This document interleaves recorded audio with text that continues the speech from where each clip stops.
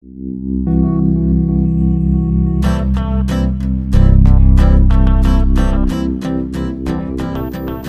3 days later, she'd heard that ping in the back of her mind when the report came in.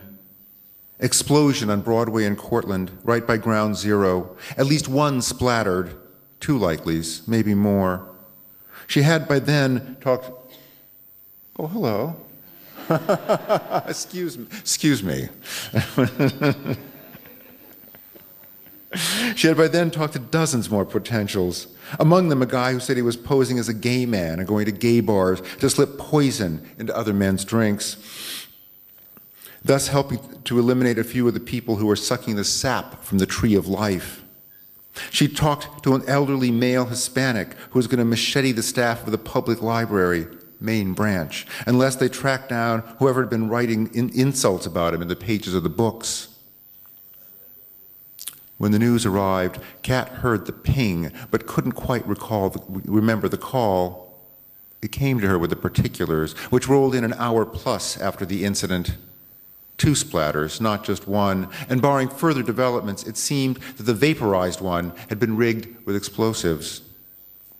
The other had been identified as Dick Hart, real estate developer, part of the World Trade rebuild, whose 3rd left-hand finger, wearing a wedding band, had been found on a walk, don't walk box.